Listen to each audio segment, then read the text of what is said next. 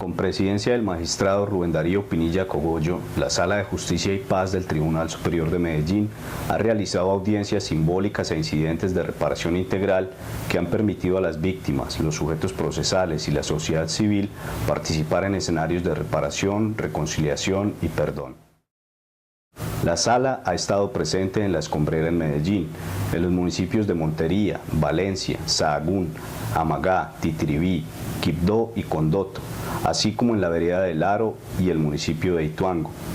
Desde cada uno de los distintos lugares, la Sala ha propiciado que las víctimas se expresen con espontaneidad y sinceridad, que eleven sus reclamaciones a la justicia y al Estado, que revelen las circunstancias de los hechos, que hagan cuestionamientos a los postulados y, en muchos casos, que los perdonen. Este incidente tiene dos propósitos. Uno, el de establecer cuál fue el perjuicio, el daño que ustedes sufrieron y conocer las pretensiones de reparación de cara a esos perjuicios. Obviamente la Sala examinará tanto el daño sufrido como las pretensiones y decidirá en la sentencia sobre el particular cuáles son, a qué tienen derecho y cuáles serán la reparación. Pero también tiene otro propósito, no solamente trabajar sobre la reparación de ustedes, sino también contribuir a la reconciliación. Y la Sala entiende que se contribuye a la reconciliación primero cuando les damos a ustedes la oportunidad de expresar lo que sienten, de que ustedes manifiesten todas esas sensaciones, porque es la manera de poder ir superando. Pero también tiene, digamos, el propósito de contribuir a la reconciliación, porque aunque nosotros reconocemos, sabemos del dolor que han sufrido, del tiempo que han sufrido, de todo lo que han pasado durante todos estos años, hay dos cosas que son más o menos claras. Una, no nos podemos seguir matando entre nosotros mismos, no podemos seguir siendo enemigos entre nosotros mismos, no nos podemos seguir asesinando nosotros mismos, y entonces es necesario reconstruir una sociedad sin odios y sin rencores. Y en segundo lugar, porque ayer les decía también una de las víctimas que intervenía y tenía toda la razón, cuando uno acumula odio y rencor, el primer afectado resulta ser uno, porque el que está sufriendo realmente es uno. La persona que es objeto de nuestro odio, él no sufre porque nosotros lo odiemos. Los afectados somos nosotros. Y entonces también lo que nosotros esperamos es que esto sirva para aliviar un poco ese dolor, la ira que es justa, esa justa indignación que tenemos por lo que sufrimos, por el daño que se nos causó, pero que también es hora de ir superando. Por eso esto también no es solamente de reparación, sino de buscar esas maneras de reconciliación, de tender una sociedad, tender unos lazos y crear una sociedad distinta.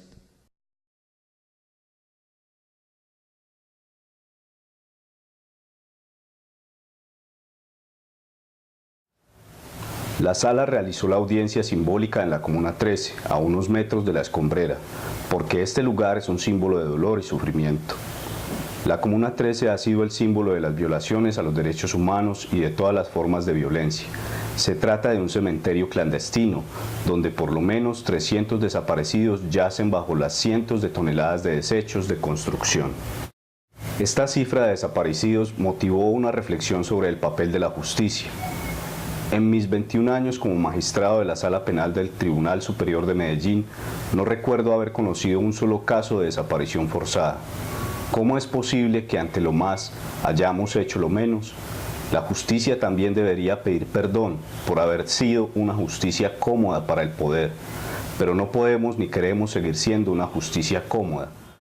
La Sala pidió, como lo han venido haciendo las víctimas y las organizaciones sociales, el cierre inmediato y definitivo de La Escombrera para la búsqueda e identificación de los cuerpos que allí han sido enterrados.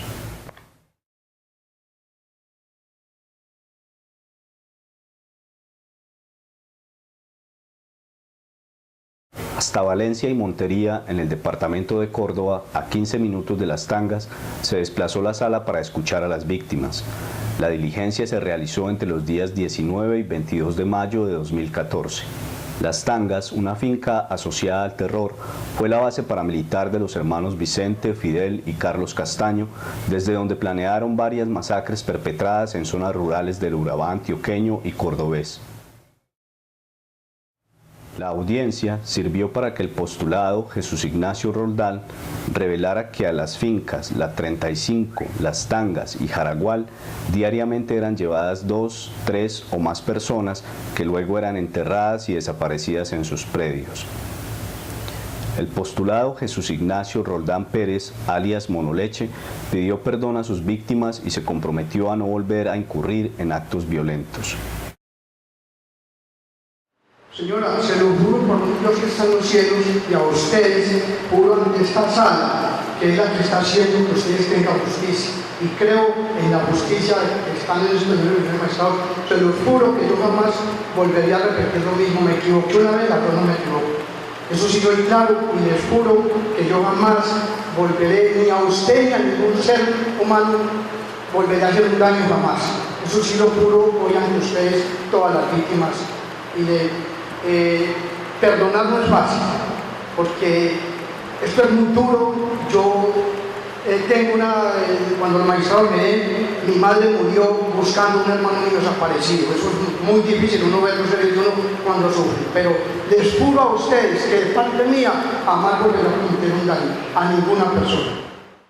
Durante esta audiencia, la sala identificó 3 hechos relevantes que luego serían comunes en los demás incidentes de reparación. Primero, muchas mujeres debieron asumir la condición de cabeza de hogar por la muerte o desaparición de sus esposos o hijos que cumplían este rol. Segundo, por este mismo hecho, la posibilidad de educación de los hijos menores se redujo ostensiblemente. Y tercero, las víctimas no cesan en su esperanza de recuperar los cuerpos desaparecidos para darles una sepultura digna.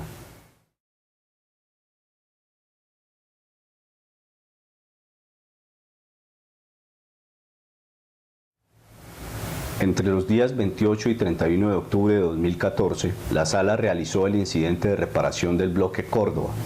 Para ello se desplazó a los municipios de Montería y Sahagún, donde escuchó las pretensiones de las víctimas. Algunas de ellas, víctimas de homicidio, solicitaron que se rectificaran los motivos expuestos para asesinar a sus familiares, como el caso de la señora Exilda María López Tapias. Los hijos de la víctima directa, Exilda María López Tapias, queremos aprovechar este espacio solo para decir que nuestra madre, una humilde vendedora de jugos, siempre fue una persona honesta en todo el sentido de la palabra, trabajadora, emprendedora y buen ejemplo para nosotros. Lo que hoy decidimos y esperamos que se haga justicia, porque acabaron con la vida de una persona inocente.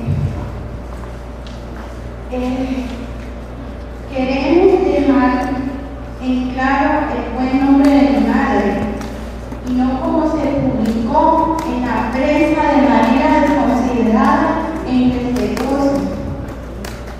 Mi mamá parecía como vendedora de drogas subversiva, entonces quería dejar en claro que el buen nombre de mi madre. Gracias. Iván Darío Naranjo Genes, otra de las víctimas, narró cómo se transformó su vida cuando la violencia tocó a las puertas de su hogar. Mi nombre completo es Iván Darío Naranjo Genes, hermano de Liberto Abadis Naranjo Genes. Ayer hubiese querido hacer muchas preguntas. Le doy gracias, doctor, por no dejarme hablar ayer. Porque el odio que tengo en mi corazón, ayer me hubiera estallado yo aquí. Cuando la violencia llega a la casa de uno, es duro. Hace 10 años, 7 meses, 25 días,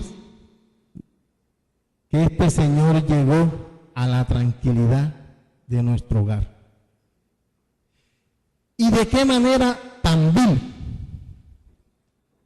Nosotros éramos una familia unida, demasiado unida, feliz, hasta que llegaron estos señores a acabar con la tranquilidad de nosotros. Le hago una pequeña narración y gracias, doctor magistrado, por darme este espacio. Cuando este señor llegó y asesinó a mi hermano, que era una persona feliz, igual que nosotros. Eso fue el 6 de marzo del 2004. Y en mayo murió mi papá, en junio, el 14 de junio, a los 3 meses, 8 días. A ver, ¿y de qué murió mi papá? De depresión. Cuando mi papá lo llevé a la clínica cardiovascular, en depresión, que no hubo poder humano que lo sacara de ahí. Y óiganme, 15 días atendiéndolo, el día que le dije yo al doctor, a los doctores, a las enfermeras, les dije, fue que él le asesinaron un hijo hace 3 meses. Todo cambió enseguida. La asistencia, todo. ¿Por qué? Porque si usted le mata a un hijo es malo en nuestra sociedad. Cuando a alguien le matan un hijo, es malo, por algo lo mataron. Es lo primero que la gente dice. Pero resulta que este señor ayer decía que mandaban a matar porque se metían a una represa.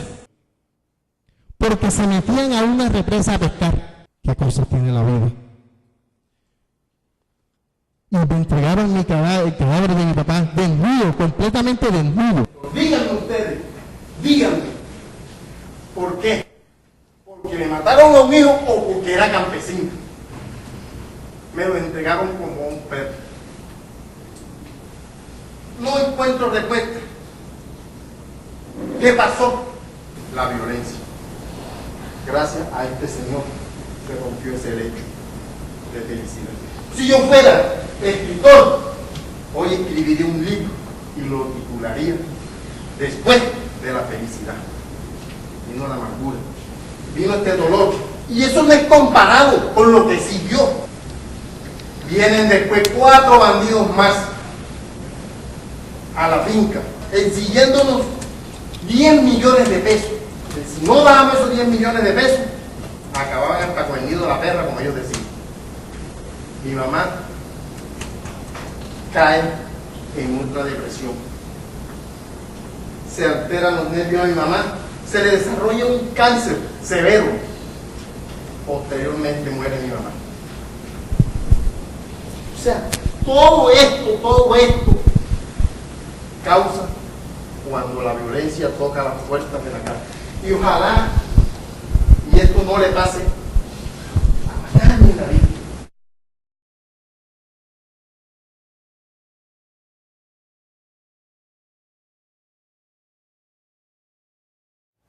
La sala tramitó el incidente de identificación y reparación de los daños causados a las víctimas en el proceso seguido contra 7 postulados pertenecientes al bloque Cacique Nutibara. La audiencia se realizó entre los días 9 y 13 de marzo de 2014 en la ciudad de Medellín. Las víctimas tuvieron ocasión de relatar sus dolorosas experiencias y aclarar las condiciones en que fueron muertos sus seres queridos. Una de ellas pidió, como parte de la reparación, un abrazo del postulado y lo perdonó. Durante su intervención, la señora Claudia del Socorro Gutiérrez solicitó limpiar el nombre de sus familiares que no eran guerrilleros, que no hacían parte de ningún grupo delincuencial y, además, hizo una petición de reparación especial, que el postulado Edgar Alexander Erazo Guzmán le pidiera perdón como si lo hiciera a su propia madre.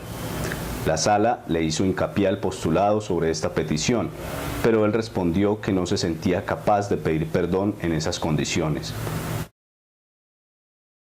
Y por último, hay una petición que es muy especial, la de doña Claudia del Socorro. Ella no solamente decía que pidiera perdón, sino que pidiera perdón como si fuera la mamá, que le pidiera perdón como si le estuviera pidiendo perdón a la mamá. O sea, era una condición de perdón muy especial. Doña Claudia del Socorro. Ay, doña Claudia, realmente son situaciones que así parezca que uno es duro y que uno, por las acciones que ha cometido, tiene el corazón más macabro de todos. Realmente le parten a uno la voluntad. La madre para uno y un hijo para la madre obviamente son lo más sagrado que hay. Si fuese mi mamá no sería capaz de pedirle perdón, me ahogaría en llanto totalmente y no sería capaz de dirigirle la palabra, porque aquí a las víctimas muchas veces paso derecho con la cabeza baja o evito mirarlas, no porque mi actitud sea egocéntrica, sino porque la vergüenza que siento es tal que no soy capaz de mirarlas a los ojos. A la señora realmente el perdón se lo pediría con el mayor gusto y con la mayor honestidad, pero decirle que la miro de frente y la miro a los ojos no soy capaz. El perdón se lo pido y se lo pido ante Dios, pero decir que se lo pido como a mi madre no sería capaz de hablar, realmente no sería capaz de hacerlo. Otra víctima, Elidia de Jesús Cardona, destacó las cualidades de liderazgo que tenían su esposo José Abigail Caro Bedoya, creador de una banda de música para niños que se llamó Mis Primeros Instrumentos, y pidió como medida de reparación una placa en su nombre. Yo quiero una placa. Lo había pensado que en el barrio, no, señor magistrado, lo quiero en la Casa de la Memoria, con la bandita que él sostenía.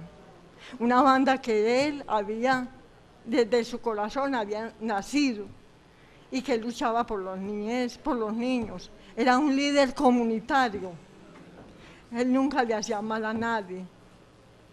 Quería mucho la comunidad, se expresaba mucho con la comunidad para conseguir esas ayudas de la banda, o esos uniformes, o esos tarros, esos tambores. Hacía festivales, empanadas. Las madres de los niños recolectaban ese dinero y juntaban eso y se lo entregaban a él, y él hacía rifas más para aumentar más, para darle los uniformes, y decía: esto es lo más grande que yo quiero, la bandita, y la bandita se llamaba Mis Primeros Instrumentos.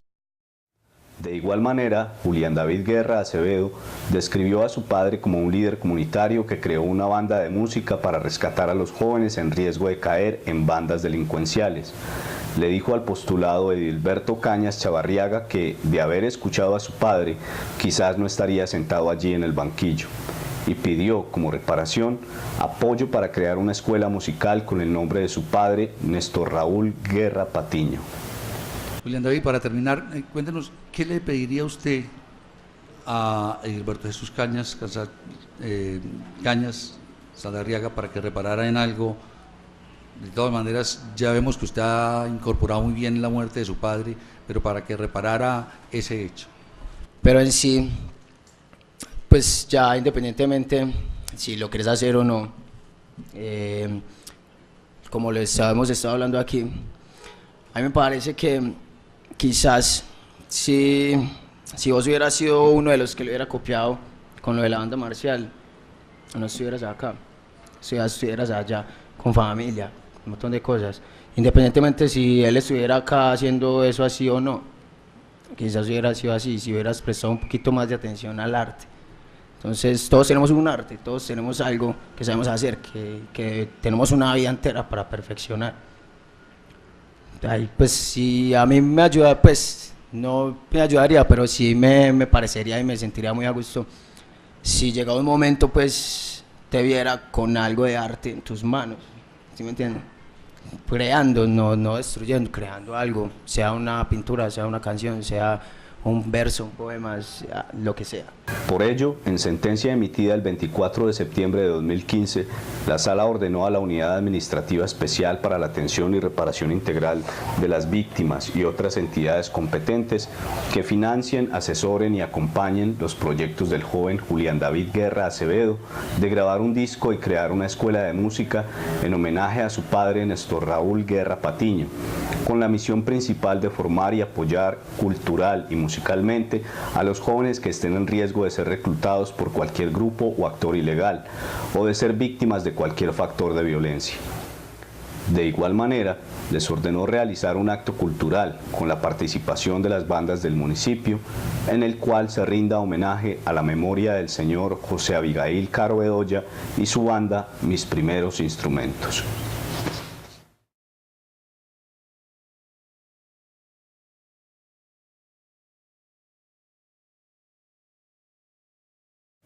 En el Día de la Memoria y Solidaridad con las Víctimas, el Tribunal Superior de Medellín y la Sala de Justicia y Paz se trasladaron a El Aro para honrar la memoria de los 15 campesinos que fueron masacrados en octubre de 1997 por paramilitares. Este evento tuvo como principal objetivo, además de honrar a las víctimas, contribuir con la superación de la violencia. Fueron convocadas la sociedad civil, las autoridades, la fuerza pública, la empresa privada y las víctimas para que se unieran al acto simbólico de reconstrucción del tejido social. La Fundación Orbis del Grupo Mundial contribuyó con la pintura y los guías que asesoraron a los habitantes para pintar las fachadas de sus casas, para volver a construir lo dañado, para darle vida y color a sus hogares. Se construyó una cruz de madera con 15 tornillos en memoria de los 15 campesinos sacrificados, que fue erigida como una imagen de protección del lugar. Alrededor de la cruz, el magistrado de la Sala de Justicia y Paz, el secretario de Gobierno de la Gobernación de Antioquia, el representante de la Fundación Orbis y el representante de la Fuerza Pública plantaron unos pinos que simbolizan los pilares de verdad, justicia, reparación, no repetición y reconciliación. Fue oficiada una misa y se realizó un conversatorio en el que intervinieron el presidente del Tribunal Superior de Medellín, doctor John Jairo Gómez Jiménez, el presidente de la Sala de Justicia y Paz, Rubén Darío Pinilla Cogollo, el coronel Pedro Juan Múnera, el alcalde del municipio de Ituango, Jaime Elías Montoya, y las víctimas. A través de sus dibujos, los niños contaron cómo veían el conflicto y cómo esperaban el futuro. El evento concluyó con un almuerzo comunitario. Más tarde, en el municipio de Ituango, se hizo especial mención al doctor Jesús María Valle Jaramillo, defensor de derechos humanos, a quien su defensa de este municipio y sus denuncias de las masacres y la participación de la fuerza pública, así como las omisiones de las autoridades civiles, incluidos Álvaro Uribe Vélez y Pedro Juan Moreno, fueron las causas que en última instancia le ocasionaron la muerte.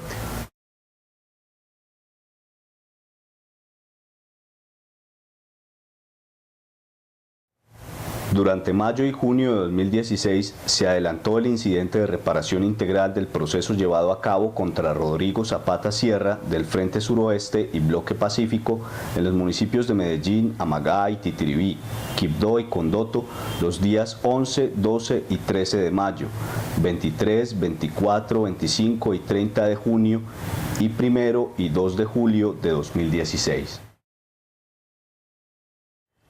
En el desarrollo de la audiencia surgió una pregunta que llevó a reflexionar a todos los asistentes sobre la legitimidad del paramilitarismo y su barbarie. ¿Quién le dio ese poder a usted y a los demás para que mataran de manera tan cruel?, cuestionó la señora Luzmeri Muñoz al postulado Rodrigo Alberto Zapata Sierra. ¿Quién le dio ese poder? Creo que no te lo dio Dios, porque es que Dios es el ser supremo que existe en este mundo para juzgar a nosotros, los que hacemos o no hacemos cosas malas. Pero en este mundo al hombre no le dio ese poder de matar como mataron tan brutalmente estas víctimas de Amagá. Nosotros creamos a este monstruo, admitió el postulado. El paramilitarismo no respetó siquiera las creencias religiosas y sus móviles fueron fútiles. Esto se evidenció en palabras de la señora Mariela Colorado. Mi niño vivía en Pereira, bajó miércoles a refrendar el papel del DAS. Jueves se devolvía. No alcanzó a comer sino un almuerzo en mi casa. Jueves a las 11 de la noche fue sacado por 20 hombres armados, todos con sus insignias aquí, porque prendieron las luces, lo sacaron en presencia de nosotras. Al papá le pegaron, a mí me pegaron, me lo pararon al frente y yo le decía, Señor, déjeme echarle la bendición a mi hijo. No, me pegó. Mi niño me miró y salió.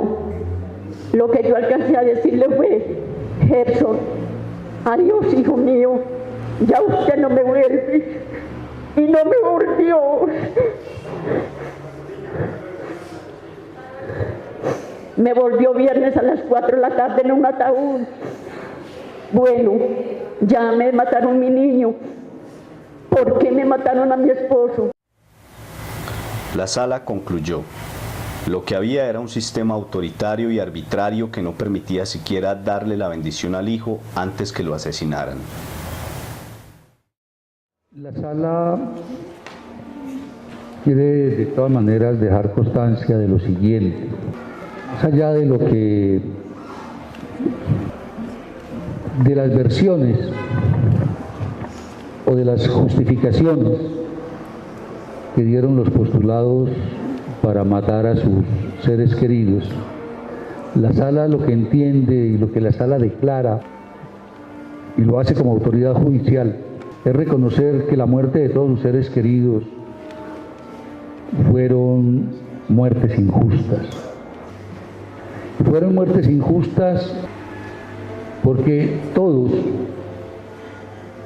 murieron en condiciones de indefensión. Todos fueron sacrificados indefensos.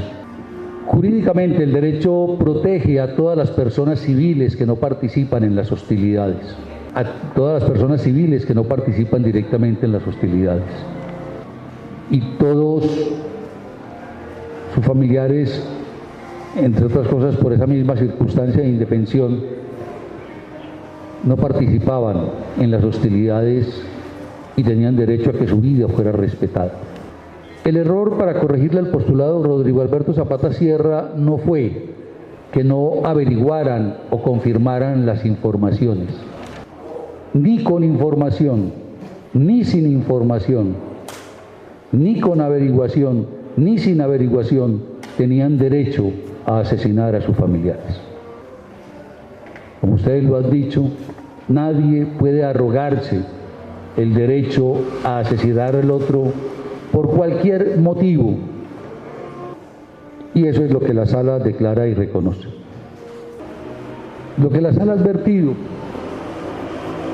ni siquiera nosotros como jueces, ni siquiera después de un proceso en que juzguemos a las personas y juzguemos la conducta de las personas, ni siquiera después de un proceso en que establezcamos la responsabilidad de las personas por hechos graves como los cometidos por el postulado Rodrigo Alberto Zapata Sierra, ni siquiera podemos ordenar legalmente la pena de muerte. No tenemos esa potestad. Ni siquiera después de un juicio a Rodrigo Alberto Zapata, ni siquiera después de haber comprobado los hechos graves que cometió, podría ordenar su ejecución. No podían hacerlo los grupos paramilitares. Ni con información, ni sin información, ni con averiguación, ni sin averiguación. Lo que la sala ha constatado es que a las personas se les mataba por mera sospecha y que aquí hizo carrera, que la sospecha se volvió sentencia de muerte y que la sociedad colombiana tiene que superar el que a las personas se le juzgue y se le condene por mera sospecha. Lo que la sala también debe declarar es que la conducta de los grupos paramilitares y en este caso del Frente Suroeste y en lo que contribuyó a ello el postulado Rodrigo Alberto Zapata Sierra era más producto del autoritarismo, de la arbitrariedad, porque solamente puede entenderse como autoritarismo y arbitrariedad absoluta que a doña Mariela no le permitieran siquiera darle la bendición a su hijo antes de asesinarlo. No, eso no está justificado ni con el pretexto de la lucha contra insurgente, ni con el pretexto de la aniquilación de los consumidores o de las plazas de vicio. Lo que había era un sistema absolutamente autoritario y arbitrario que no permitía ni siquiera darle la bendición al hijo antes de que lo asesinara, y que no permitía ni siquiera que las personas tuvieran dignidad, porque tanto en el caso de la señora Mélida Vélez, como en el caso que ahora nos acaba de narrar la señora Mariela Colorado, por el solo hecho de defender la familia, por defender a su hijo, por protestar y reclamar los derechos o protestar por la violación a los derechos, las personas eran asesinadas. Y eso no tiene que ver ni con lucha contra insurgente, ni tiene que ver con asesinato de ladronzuelos, ni tiene que ver con ninguna de esas cosas. Ni siquiera el asesinato de las personas señaladas de cometer delitos está justificado, porque lo que es lisa y llanamente es una ejecución extrajudicial, arbitraria o sumaria de personas simplemente porque se establecen motivos de discriminación o porque se es intolerante o porque se ejecuta a las personas por sospecha. Y eso es injusto. Y eso es lo que declara la Sala y lo que le reconoce la Sala el día de hoy. En todos los incidentes de reparación y en las audiencias simbólicas hubo víctimas generosas que perdonaron, a pesar de lo sucedido con sus seres queridos. Un ejemplo es el caso de la señora Luz Helena Marín. Es difícil perdonar, porque no es fácil. Pero yo al señor Rodrigo Zapata, yo lo perdono de corazón. Y le digo a él, que Dios permita que nunca y lo proteja a él le suceda algo similar, o si tiene hijos, alguno de sus hijos, porque eso es muy duro, porque es que Dios, como católica que soy yo y que vemos muchos acá, Dios a ningún hombre en la tierra lo autorizó para empuñar un arma y quitar la vida. El único que tiene derecho de quitar la vida es Dios. Ahora, mis daños psicológicos, mis enfermedades, todo eso se fue despertando con la muerte de mi hijo. Él era mi alegría, él era mi vida, mi adoración, no sé ni cómo más expresarlo. Él era el que me daba un respaldo económicamente, pero era también un soporte para el hogar. Yo soy una persona que con eso se me despertó, con la depresión, la diabetes, soy hipertensa. Yo soy una ciega. Pero sí, con esta ceguera, yo no observo al señor postulado Rodrigo Zapata, pero con los ojos de mi alma es como si lo viera, y yo lo perdono de corazón, porque perdonar libera el alma, perdonar sana, porque si yo no perdono, nunca voy a tener paz, y si yo no tengo paz en mi propia vida, jamás la voy a generar, y yo no quiero ser una generadora de violencia. Y como el más sincero gesto de reconciliación y de bondad, le brindó su mano y le dio su bendición. La Sala resaltó que muchas de las víctimas, a pesar de todo el sufrimiento, carencias y ausencias, han estado dispuestas a pasar la página y a perdonar, con la esperanza de que los hechos no se vuelvan a repetir. ¿Qué sería para usted lo más importante? Pues yo para más importante, que eso nunca se volviera a ocurrir aquí en nuestro pueblo, que todo... pues que esos puntos que se vivieron en esos momentos no se volvieran a pasar, nunca. Y que él, si va para algo bien, que se acuerde de todas las víctimas. Concluyó la Sala que las muestras de perdón y generosidad de las víctimas dejan entrever que Colombia tiene una oportunidad. Y quisiera así agregar algo que me faltó, que es importante. Las muestras de perdón y la generosidad que ustedes han demostrado también nos indica que todavía este país tiene una oportunidad. Muchas gracias.